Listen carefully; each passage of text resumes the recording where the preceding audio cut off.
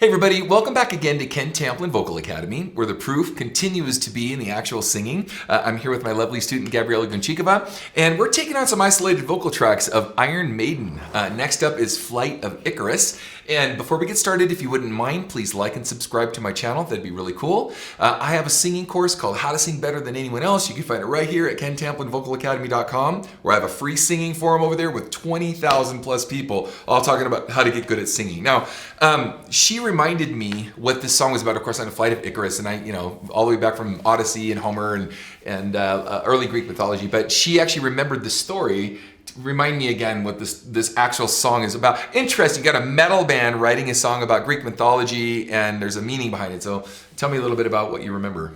Well, Icarus, he had a father who was like inventor, I think, and he invented flying wings that were put together with wax. Okay. And wax wings, or put together with wax. Okay. And so he was trying to tell Icarus that, of course, he cannot come any closer to the sun. So don't fly too high, because it's gonna get melted, and right. you You're can playing die. with fire, you're gonna get burned. But Icarus was like me. So he wanted to fly really high, and well, unfortunately that led to his death. So it's like this tragic story, actually, a father that killed his own son, right. with the invention, right. know. And by the way, for some of you that don't know this, there are a lot of things in Greek mythology that parallel early, I can't use the word Christianity because Christ hadn't happened yet, but early Israeli/Jewish traditions and whatnot that kind of permeated through a lot of cultures. Everything from the Great Flood that we know, I think it was 17 or 18 of the ancient cultures, all of them talk about a deluge. There's antediluvian kings. I'm not going to give you some big old history lesson. I'm a history major at UCLA and I love history. But anyway, so the antediluvian kings that had these long ages, lived in long periods of time, we actually see that throughout a lot of cultures. We also see the story of Noah, the world being saved by an ark, etc. And so there's a creepy thing that happens in the book of Genesis that talks about the sons of God saw that the daughters of men were beautiful, blah, blah, blah. The sons of God is actually a term called B'nai Elohim, and it actually means fallen angel, actually, or fallen ones, from B'nai Elohim, meaning God. So the fallen ones of God. And so what's interesting is Greek mythology kind of seems like it repackaged a lot of these early stories that happened, like in Genesis and other accounts early on. And so this is one of those stories, and it's also, to me, reminds me of a preview of coming attraction. A father has a son that he creates something that is supposed to kind of maybe save mankind, or in his case, ascend to the sun. By the way, Ra was the sun god, and we can go into all this stuff, but to sort of save the world or enlighten the world and so forth. And yet the very thing that God had created for him was the very thing that he had to die as a result, or he was killed, and the father's lament of his death is kind of basically the story, but sort of also the story of God and Christ and giving his son for the sacrifice of mankind. So this was a predecessor to that. So all these stories kind of weave together, really interesting. But it's also interesting, you got a metal band writing about this stuff, right? I thought there's supposed to be boo, but instead they're writing about the Flight of Icarus. So I'm gonna buy, yes, we're getting to the isolated vocal track part, but just want to show. Thank you, Dr. Tamplin. For that encouraging message. All right. Anyway, all right, so let's check this out. Here we go. As the sun breaks above the ground, an old man stands on the hill. As the ground warms to the first rays of light, a bird song shatters the still. Now, if you're listening to this, and by the way, there were movies that have tried to do stuff like this, like Oh Brother, Where Art Thou? I think it was based on Homer's Odyssey and stuff. It's interesting that you've got a rock band like Iron Maiden. Like, I've heard a lot of people, no offense, but I hear people mocking, some of the Maiden stuff. I say use the word bonehead or whatever. Who does? Well, I've heard Who does? Let me at him. I know. Anyway, but and it couldn't be further from the truth. I mean, Bruce is a very literate guy. He's got his history background too. So, but not only is he writing about history, but he's poetically able to engage you in the actual story in a few sentences to tell the whole story. That's not just a few sentences. In fact, this is one of their shorter songs, 3.5, 4 minutes, or whatever the actual vocal part of this is. So here he's already telling you about the flight of Icarus, a Greek mythological story, and he's able to do it and communicate the entire thing in a few sentences. Pretty And cool. to be fair, it's not just Bruce. I mean, the whole Maiden. Yeah. Like Of course, they are, yeah. It would be like unfair Adrian. probably to say, but Adrian and Yeah. Steve, like they all have it down. Yeah. They're just very clever, Good point. smart people. Yeah, good point. Absolute good point. So very sophisticated, for sure. His eyes are ablaze. See the madman in his gaze. Fly on your way like an eagle. Fly as high as the sun. On your way like an eagle. Fly, touch the sun. Yeah. Yeah! Love the vocals. There's the deal.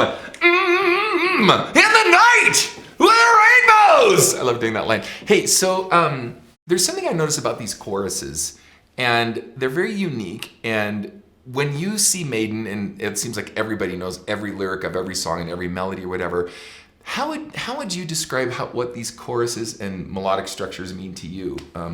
Especially coming, hearing this stuff late in the Czech Republic, and I mean, to me, they're just like these epic anthemic pieces. But how do you feel about that? Well, I love melody. I love melody over riffs. I would say melodies are first, Okay. and it's just how hard it is to create a melody that Yeah. would stick in your head, and you would and they are the most melodic band I know personally, like a metal band. Mm-hmm. And I don't know if it's because they're English, but it's like, they have all of these like melodies from like old sea, like the Irish jigs and stuff. Yeah. like the Irish melodies, and it's sort of like Dance of Death, it's Yeah. Like early folk stuff. Yeah, Irish folk. Yeah. Like it's just so amazing, like that there's like some tradition to it. And so what they are amazing at is just creating stadium melodies. Yeah, arena rock. Chanting, arena, big songs. And Right.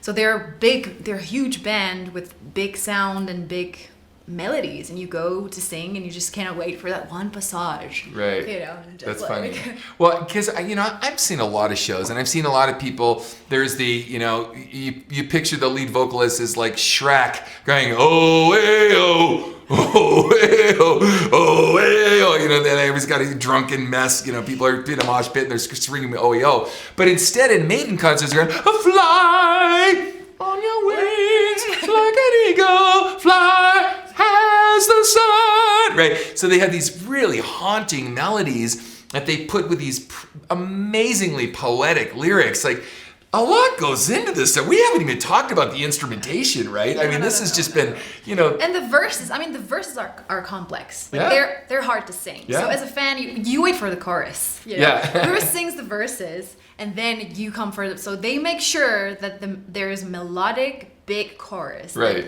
That the fans can sing. Yeah. The verses are like, all right, I can sing that. Right. But the chorus always is Right. melodic. And just something big else I've sound. noticed about their choruses too, a lot of bands, like especially in the 80s, would write these choruses that were so high in their pitch value that really the common person couldn't sing them unless they sang them an octave lower. Yeah. I've noticed with the Maiden stuff, they actually write almost like the whole song for the chorus, kind of, right? For everybody to sing. And then they kind of figure out a way what they're going to do around the verses to create the energy and the story behind it. So it's pretty amazing, man. Cool stuff. Sorry, yes, we like Bruce and we like Maiden. I get it. Okay, We like other bands too, Yeah, okay. of course. We're gonna get to a few but more of it's those. A little nerdy. Yeah, we are nerdy.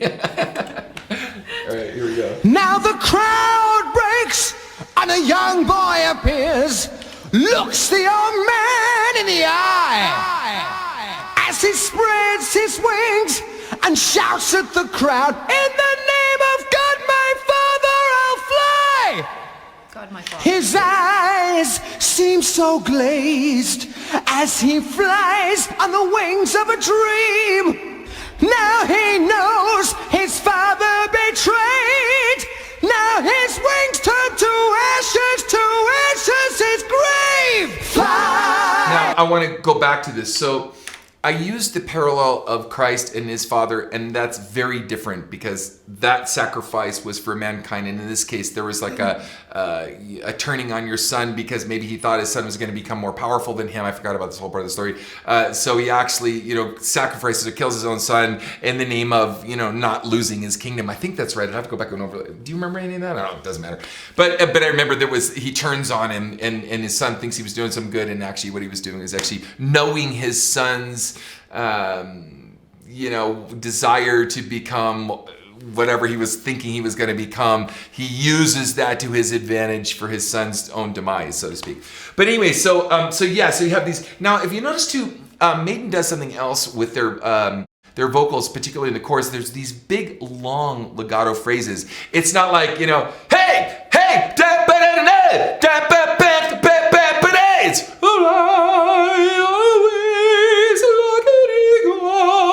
right? So there's this very legato, very portamento, whole tone phrases and what's interesting too about that is some of them come off operatic. Some of them come off like movie thematic, like I could see this in a movie where it's this epic scene and you can kind of picture it. But I think that's really intentional because I think we're geared towards that, because if there were these short staccato, stabby sort of phrases, it wouldn't tell the same dramatic story in the way they're telling. So it doesn't matter, run to the hills or fly on your wings like an eagle or right? They have these really great, haunting, mystical melodies, and like you mentioned, they have a very Irish. I didn't think about that until you actually had said that before. We talked about this the other day, a little bit about this, and she had mentioned that all of these folk, Irish folk, Scottish folk, very British, influences in the music, but that also lends to the got the beers. Here's our beer.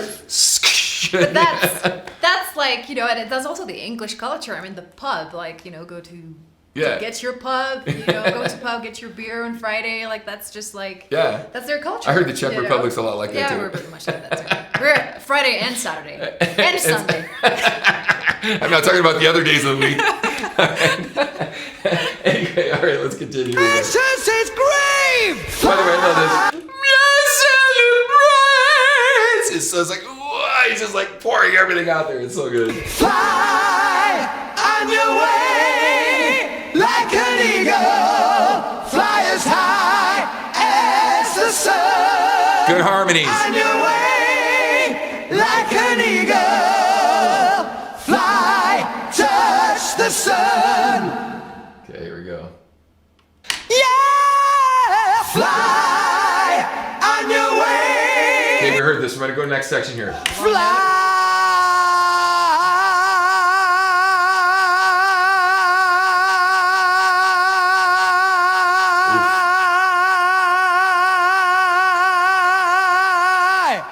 Do you think you could do that note?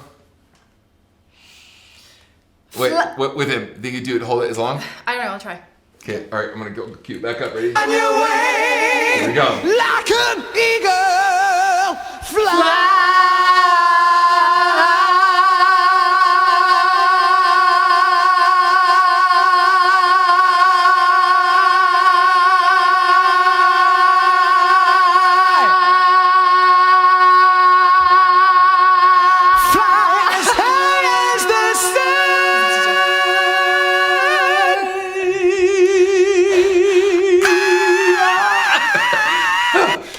Out. Anyway, by the way, it's actually easier to do that in a belted chest sound. Not easier. You can compress more air and hold it out longer if you're compressing it, like he does in the sound. We covered that in my singing course, by the way, the whole long notes. But yes, epically long note. I remember, by the way. Were you holding your breath? Yes. You're really like underwater. Wait, I'm gonna get this last part here. Hold on. Holding your breath. Shh, we're respecting Bruce. Fly as high as the sun. Oh, this is not far. Sorry, right here. Can you do that scream? I would have to warm up.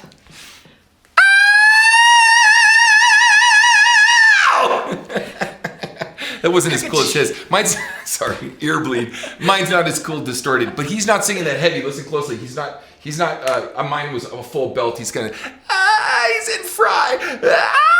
He's got that kind of Fry sound. Listen. A lot of air. It's not as compressed. Yeah, it's not. Yeah, like, that's a little dangerous. It's a dangerous sound. She's right. You can blow your voice like for a day just to trying that. Yeah. So I would prefer like being warmed up.